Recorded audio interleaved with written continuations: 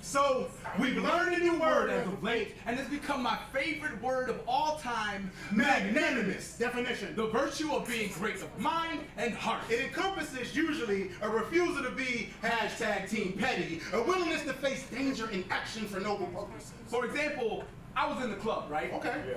And then I bump into this dude, so he starts to get loud. Now he's drawing the crowd. And I'm starting to feel like my manhood's being called into question, but when he pauses for a second, I inject, brother, I apologize. That was my bad. And if it's cool, I'd like to buy a drink to make it up to you. And maybe that drink becomes a conversation. Or maybe he can't see past his own hate. But the goal is for us to peacefully walk away, and hopefully a seed would have been planted in his mind that day. And that seed could blossom into fruit that would feed our community for days. And community is the foundation that understanding lays. Building a bridge of connection, giving that person some direction, and hopefully helping them to get over it. Magnanimous. Independence is not the enemy of unity. There is power in our differences, but we are limited by perspective, handicapped by a lack of vision. So we're hesitant to lower our defenses and allow ourselves to evolve, or come together to solve real issues that affect us all, like youth homelessness, economic discrimination, systemic racism, Quentin Tarantino movies. Wait, are you serious? Yeah, his movies are like problematic and suck for no reason. But there's a deep wound infesting our nation that we're refusing to address, and it won't be long before it turns gangrene. And two gangs are arguing over who's not being heard the loudest, forgetting that we can't hear nothing if nobody is listening, but everybody's talking.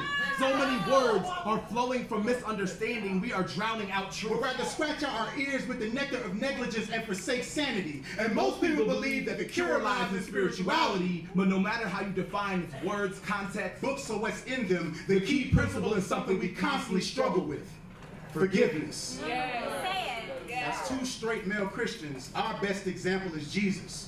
But the Christian cross is really just a brand mark, and rarely have no correlation with what's in a person's heart. And even if that heart only holds evil, nothing can compare to the power of the people. Magnanimous, the one word that can truly save mankind. Regardless of religion, because one thing is clear. Man is the cause of terror, oppression, and fear. Man sees a hijab and thinks hijack. Man will build wells for money in foreign lands, but refuses to acknowledge the struggles in Flint, Michigan. We'll take the North Carolina ballot slots and turn them into a gender box. What happens when our need to be right becomes greater than our need to be righteous? What happens when our courage is only used to generate likes and views?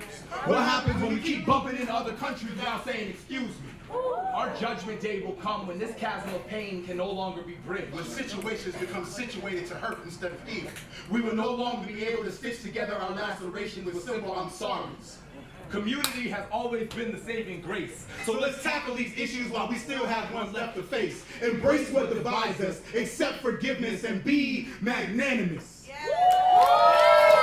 Y'all.